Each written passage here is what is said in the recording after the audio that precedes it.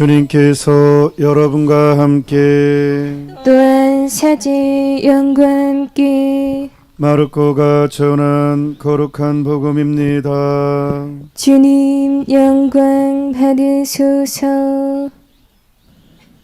그날 저녁이 되자 예수님께서 제자들에게 호수 저쪽으로 건너가자 하고 말씀하셨다. 그래서 그들이 군중을 남겨둔 채 배 타고 계신 예수님을 그대로 모시고 갔는데 다른 배들도 그분을 뒤따랐다. 그때 거센 돌풍이 일어 물결이 배 안으로 들이쳐서 물이 배에 거의 가득 차게 되었다. 그런데도 예수님께서는 고물에서 베개를 베고 주무시고 계셨다. 제자들이 예수님을 깨우며 스승님, 저희가 죽게 되었는데도 걱정되지 않으십니까? 하고 말하였다. 그러자 예수님께서 깨어나시어 바람을 꾸짖으시고 호수도로 잠잠해져라, 조용히 하여라 하시니 바람이 멎고 아주 고요해졌다. 예수님께서 그들에게 왜 겁을 내느냐, 아직도 믿음이 없느냐 하고 말씀하셨다. 그들은 큰 두려움에 사로잡혀 서로 말하였다. 도대체 이분이 누구시기에 바람과 호수까지 복종하는가? 주님의 말씀입니다. 그리스도님 찬미합니다. 건강의 비결을 알려드립니다. 사람은 건강하게 살아야 삶의 복지가 더 이루어지죠. 건강의 비결. 항상 예수님께서는 우리 행동의 기준이 되시죠. 건강의 비결은 오늘 복음의 모습처럼 잠을 잘 자는 것. 잠을 잘 자는 것이 건강의 비결입니다. 여러분들은 잠을 잘 주무십니까? 어떤 사람은 눕자마자 거의 1분 안에 딱 떨어진 사람이 있고, 어떤 사람은 5분, 어떤 사람은 1시간, 어떤 사람은 2시간, 어떤 사람은 3시간. 그러니까 눕자마자 뚝 떨어진 사람은 건강한 사람입니다. 그런 사람의 특징은 뭡니까? 걱정이 별로 없습니다. 잠을 눕자마자 팍 떨어지는 사람은 별로 고민이 없습니다. 이 사람은. 그래서 애들은 불면증이 거의 없죠. 아프지 않는 이상은. 근데 나이를 먹고 걱정이 많으면 많을수록 잠 못 이루는 밤이 많아집니다. 그러면 사람이 잠을 잘 못 자니까 면역 기능도 떨어지고, 면역 기능이 떨어지니까 쉽게 짜증이 나고, 또 아프고, 바이러스도 쉽게 침투하고 그렇습니다. 걱정이 진짜 걱정입니다. 걱정이 많은 게 정말 걱정입니다. 예수님께서는 오늘 푹 주무셨습니다. 우리 인간이 도저히 잘 수 없는 상황에서도 주무십니다. 믿는 구석이 있으니까. 여기서 믿는이라는 단어가 나왔습니다. 믿는 구석이 있으니까. 우리는 하느님을 얘기할 때, 오늘 또 좀 이따 얘기할 것입니다. 공동체로 고백하는 기도문이 있습니다. 주일마다. 전능하신 천주 성부. 전능이 제일 먼저 언급됩니다. 하느님을 이야기할 때 우리는 제일 먼저 집단적으로 하느님은 전능하신 분, 이 고백을 제일 먼저 합니다. 전능이 무슨 뜻입니까? 불가능이 없다, 이런 뜻이잖아요. 그래서 믿음이라는 단어는 하느님 능력에 대한 신뢰입니다. 믿는다는 것은 하느님의 능력에 대한 신뢰. 그래서 내 믿음은 얼마만큼인가? 많이 믿으면 많이 누리게 되고, 적게 믿으면 적게 누리게 됩니다. 그래서 걱정이 많을수록 사실 믿음이 없는 것입니다. 걱정이 많다는 것은 그만큼 나는 하느님께 신뢰하지 않는다라는 결정적인 증거입니다. 실제로 오늘 예수님은 풍랑을 맞았고 배에 물이 들어왔어요. 근데 예수님은 주무셨어요. 이것은 우리에게 무엇을 말해줍니까? 이걸 영적으로 한번 해석해 봅시다. 실제 사건을 영적인 것으로.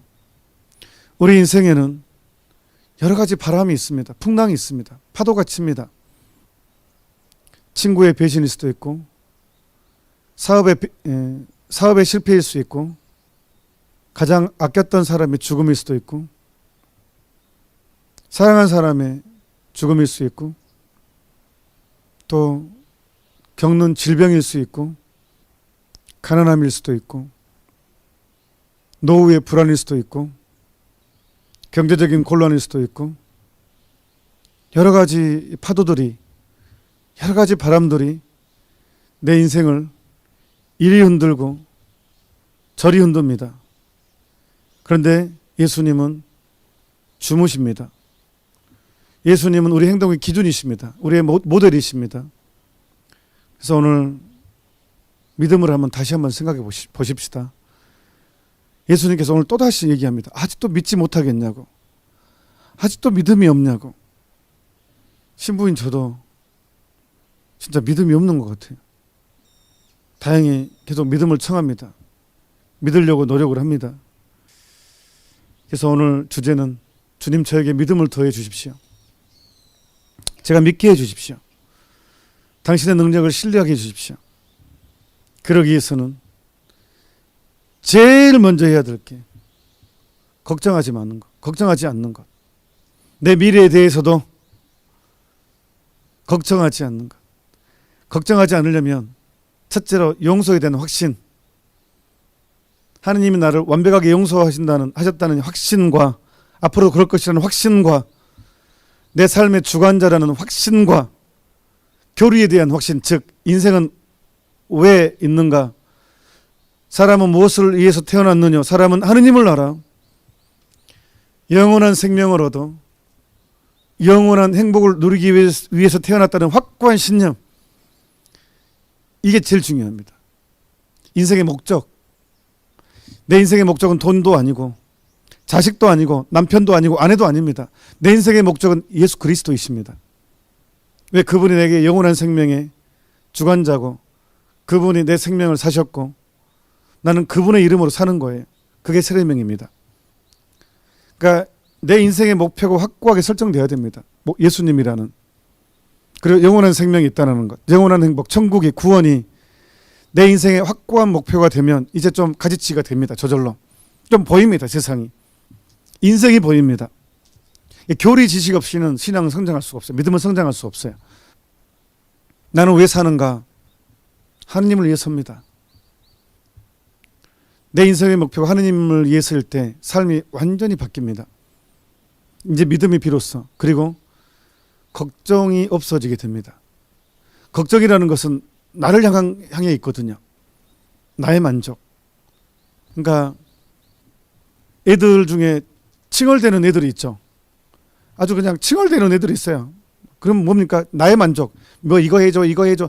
끊임없이 자기 만족을 추구하면 계속 칭얼댑니다. 그런데 이게 영적으로 어른들도 그런 사람 많아요. 계속 칭얼대요. 이거 해주세요, 이거 해주세요, 이거 해주세요. 나는 이게 필요해요, 이거 해주세요. 이게 칭얼대는 거거든요. 결국은 그 중심이 자기한테 있어요.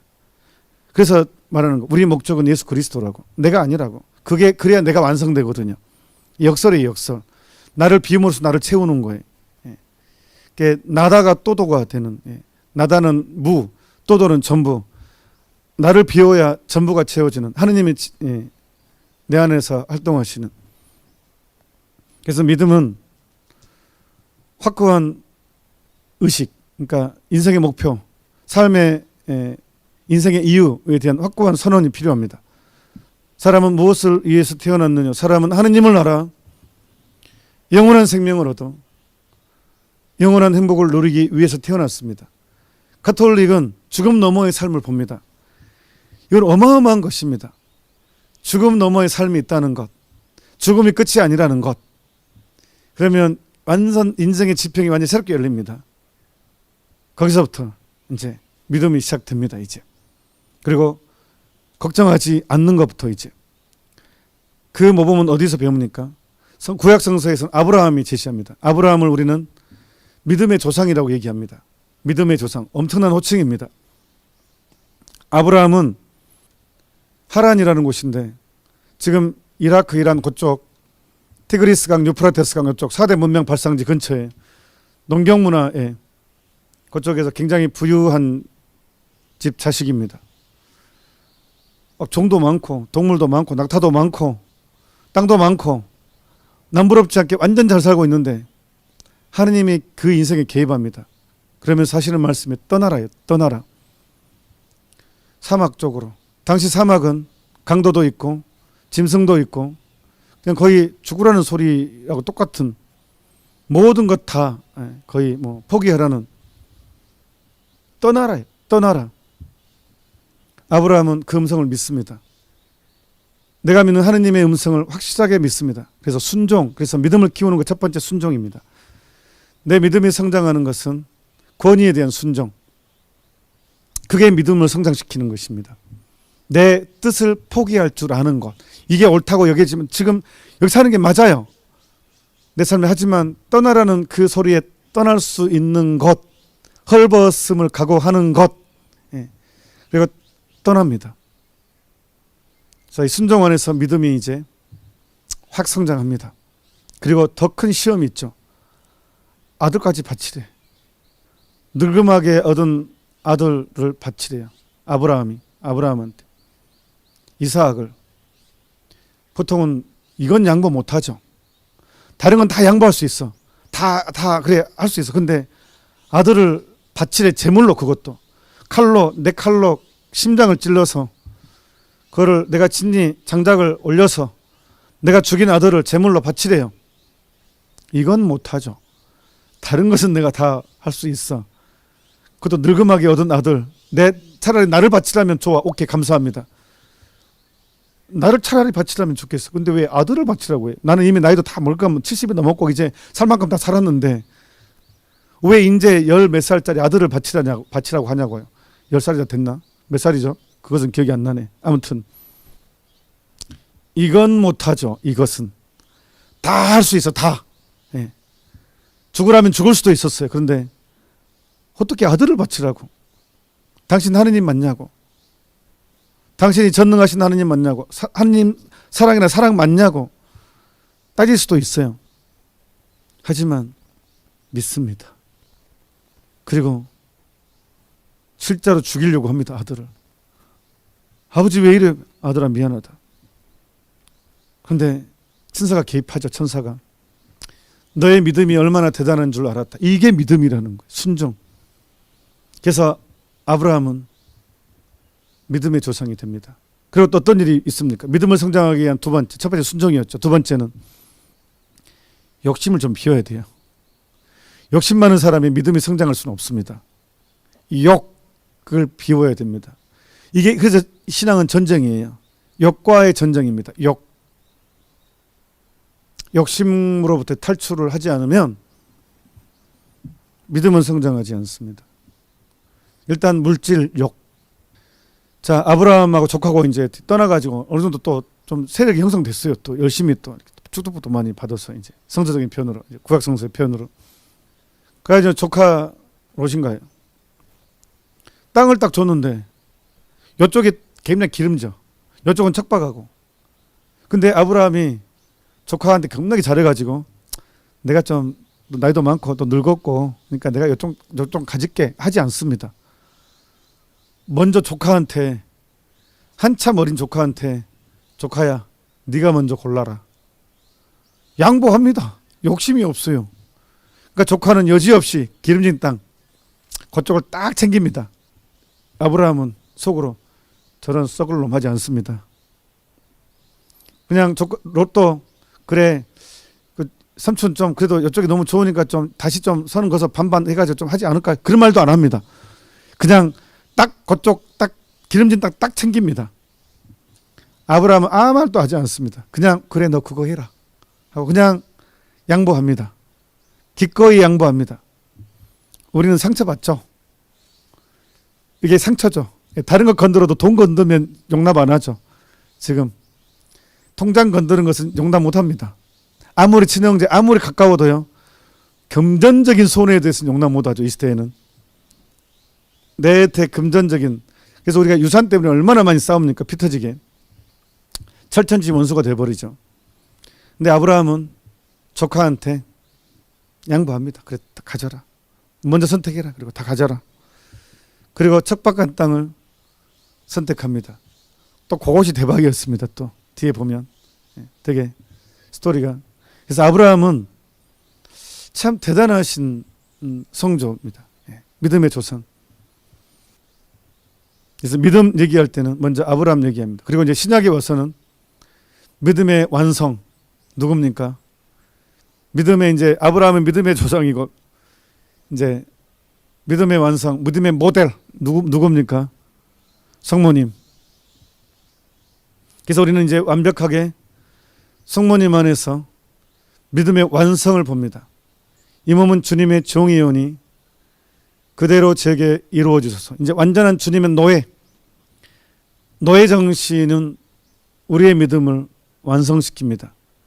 그게 바로 꾸준히 우리 함께 나눴던 신앙생활은 나를 만족시키는 것이 아니라 하느님을 만족시키는 삶의 연속이다. 그리고 신앙이라는 것은요, 하루아침에 확 성장하지 않습니다. 믿음은 그냥 어떤 회개했다고 해가지고 하루아침에 확 성장하지 않고, 믿음이라는 것은 순명과 끊임없이 욕심을 비움의 행위를 통해서 이렇게 성장하는 것입니다. 그래서 하느님께서는 우리를 사랑하셔서 우리를 미워해서가 아니라 시련을 허락하십니다. 그러면서 믿음이 더 깊어지고 또 시험을 통해서 더 성장하고 또 상도 받습니다. 누군가가 저한테 이런 얘기를 하세요. 하느님은 왜 이렇게 착한 사람한테 고통을 더 주시냐고. 왜 이렇게 나름대로 열심히 살려는 사람에게 더 많은 아픔이 있고 그렇게 인생 꼬이게 만드시냐고. 왜 이렇게 하느님이 사랑이 아닌 것처럼 행동하시냐고. 왜 자유의지를 주셔가지고 차라리 자유의지 주지 말고 그냥 다 천국에 보내주시지. 왜 자유의지를 주셔가지고 죄도 있는 세상에 던져놔가지고 안 짓고 싶은 때 또 약해져 태조 짓고 차라리 그것도 없애버리시지. 왜 그런 유혹거리도 그냥 같이 놔두시냐고. 상 때문에 그렇습니다. 상 때문에. 정의의 법칙에 의해서 상을 받으려면 공로가 있어야 되잖아요. 상이라는 것은 어떻게 공로 없이 상을 받을 수 있겠어요? 그건 상이 아니죠. 상을 받기 위해서는 공로가 있어야 된다. 공로가. 천국은 그냥 주어지지 않죠. 공로 없이 위대한 은총을 어떻게 누릴 수 있겠어요? 그러니까 사도 바오로도 다 같이 달리지만 상을 받는 사람은 한 사람이라고. 열심히 달려야 된다고. 똑같이 출발해서 달리기를 하죠. 하지만 상을 받는 사람은 한 사람이라고. 공로 때문에. 그래서 우리가 시련이 많은 것은 벌 받는 것이 아니라 그 시련을 통해서 하늘의 부활을 쌓는 것입니다. 그래서 장차 우리가 누리게 될 영광에 비하면 우리가 지금 겪는 고통은 아무것도 아니라고 생각을 합니다. 사도 바오로의 고백입니다. 장차 우리가 누리게 될 영광에 비하면 지금의 고통은 아무것도 아니라고 생각을 합니다. 우리는 천국을 믿습니다. 죽음 놈의 삶을 믿습니다. 믿기 때문에 지금의 시련을 극복할 수가 있습니다. 그 시편 말씀에 우리가 성물도에 그게 나옵니다. 사람은 영원한 것 생각하지 않으면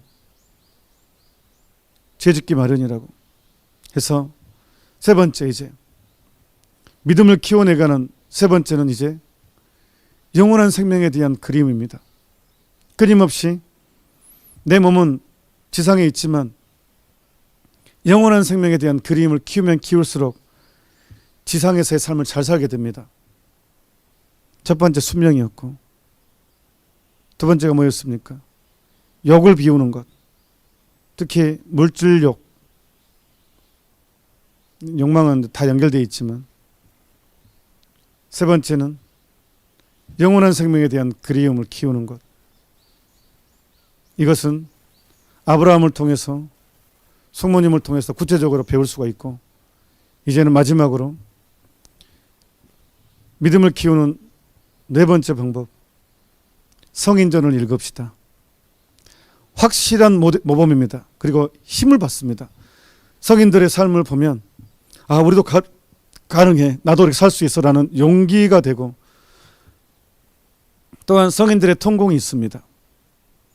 성인들의 통공, 성인들이 그 성인 나를 도와주십니다. 그게 지침이 됩니다. 지금은 너무 혼란한 시대입니다. 어제 우리 파티마 제3비밀 배웠습니다. 교황님께서 때가 되었다, 이제 이 때가 되었다 하고 공표했어요. 그래서 스테파노 고피 신부님 지금이야말로 요한 묵시록의 시대다라고 분명히 선언했습니다. 교황님도 신앙교리성 장관이었던 그 당시에 라틴과 주기영도 대환난의 시기 동의하십니다. 박해의 시기, 혼란의 시대입니다. 이때 성인들이야말로 우리 삶의 지침이 됩니다. 정말 중요합니다. 성인들에 대해서 다른 사람이 쓴 책 말고 저는 하도 좀 이상한 책들이 많은 것 같아서 성인들이 직접 쓴 책, 예를 들면 자서전, 천주자비의 글, 성녀 소아데레사 자서전, 이냐시오 요올라의 영적술 직접 쓴 책, 몽포 루덥고 성인의 성모님께 대한 참된 신심, 마리아의 비밀, 이런 성인 성녀들이 직접, 또 누가 번역했냐도 중요하더라고요. 번역하는 사람에 따라 그게 좀 달라지더라고요. 많이 달라지더라고요. 그래서 번역은 제2의 창작이라고 얘기하기도 하는데, 저는 개인적으로 성녀 소아들에서 자서전 종류가 좀 있거든요. 근데 안흥열 씨가 번역한 책이 가장 좋은 것 같아요. 저는 그냥 그분 번역은 좀 돌려서 말을 못하는 것 같아요. 좀 어려운 용어 쓰더라도 바로 다이렉트로. 그래서 저는 개인적으로는 안흥열 씨가 번역한 이 책이 훨씬 더 쉽게 다가오고, 십자가 성요원 같은 경우는 최민순 신부님 번역은 정말 너무 아름다운 것 같아요. 물론 다른 사람 잘 모르겠어요. 제가 잘 모르겠고, 저는 그냥 특히 십자가 성요원 책까지 최민순 신부님 너무 좋아서 다른 거는 볼 여력도 없었습니다. 모르겠습니다. 아무튼 천주 자비의 글도 분도 주파수 나온 거, 그거는 한 종류밖에 없습니다. 너무 중요한 지침입니다. 아주 성인들 책, 도미니코 사비오 성인도 너무 좋고, 성인전, 성인들의 삶이 또한 우리의 믿음을 키우고 중심을 잡아주는데 아주 큰 역할을 합니다. 정리하겠습니다. 여러분, 잠을 잘 주무십니까? 그러면 믿음이 좋은 사람일 가능성이 아주 높습니다. 여러분들은 잠이 잘 안 옵니까? 그러면 믿음이 상당히 열심히 나간다고는 하지만 실제적으로는 믿음이 없는 사람일 수도 있습니다. 걱정이 있으면 안 됩니다. 걱정이 많다는 것은 그만큼 하느님 능력에 대한 신뢰가 부족하다는 뜻도 됩니다. 신앙이라는 것은 믿음 생활이라고, 똑같은, 신앙이라는 단어는 믿음하고 똑같은 개념입니다. 신앙생활, 믿고 믿음 생활입니다. 하느님 능력에 대한 신뢰. 우리는 하느님을 전능하신 천주 성부라고 고백합니다. 그 전능을 받아들이는 사람은 걱정하지 않습니다. 그런 면에서 믿는 여러분 진심으로 축하드립니다. 오늘부터 푹 잡시다. 잠시 묵상합시다. 아멘. 지금 우리가 국회 지금 입법청원이 하나가 올라가 있죠. 평등에 관한 법률에서 반대 의견, 제가 이번 주 토요일 날 토요특강 때 그 법이 얼마나 큰 위기고 우리 양심을 잃게 만들어버리는, 성윤리가 무너지게 하는, 하느님께 도전하는 최고의 타락을 가져오는, 진짜 성윤리가 완전히 무너지게 만드는 거거든요. 수치심을 얻게 만드는. 그래서 우리는 가정을 지키기 위해서입니다. 양심이 무너지면 희망이 없어지거든요. 그리고 죄에 대한 인식이 사라지게 만들면 구원을 못 받게 만들어버린 거거든요. 이건 정말 심각한 것입니다. 이 평등법 제정 움직임은. 그래서 꼭 이거 반대 운동 꼭 해주십시오. 반대 눌러야 됩니다. 그리고 또 하나는 감동스러운 모습인데 평등법 제정 못하게 해주세요라고 청원하는 또 있어요. 어떤 글을 읽어보는데 자기 경험, 자기 자녀의 실제적인 고통을 올렸더라고요. 그러면서 이런 법은 통과돼서는 안 된다고, 이런 법을 통과 못하게 해달라고 국회에 청원하는 게 또 있어요. 하나. 그거는 그냥 무조건 동의만 하면 되거든요. 딱 눌러주기만 하면 돼요. 하나는 반대합니다라는 말 글을 올려야 되고, 찬성이든 반대 의견을 올려야 돼. 하나는 그 자매님의 정말 눈물 흘리는 호소, 평등법이 제정돼서는 안 된다라는 그 자기 자녀의 경험담을 두고 이렇게 했는데 정말 너무 좋았어요. 그래서 그것은 동의 눌러주는 거 두 가지를 좀 작업을 해야 됩니다. 그래서 밴드와 또 유튜브 따로 같이 올리면 헷갈리니까 따로 올려드리겠습니다. 이건 어떤 내용입니다 라고 따로 해서 동의만 하면 됩니다 라고 해서 저희 밴드하고 유튜브에 또 하겠습니다. 그래서 적극적으로 동참하도록 합시다. 돌아오는 토요 특강은 평등법의 함정, 그 악마는 디테일함이 있습니다. 그 악마의 그 디테일함을 꼭 알려드리도록 하겠습니다. 강복드리겠습니다. 주님께서 여러분과 함께 또한 사제의 영과 함께 전능하신 천주 성부와 성자와 성령께서는 이미 사이 함께한 모든 이들에게 강복하소서. 아멘. 미사가 끝났으니 가서 복음을 전합시다. 하느님 감사합니다.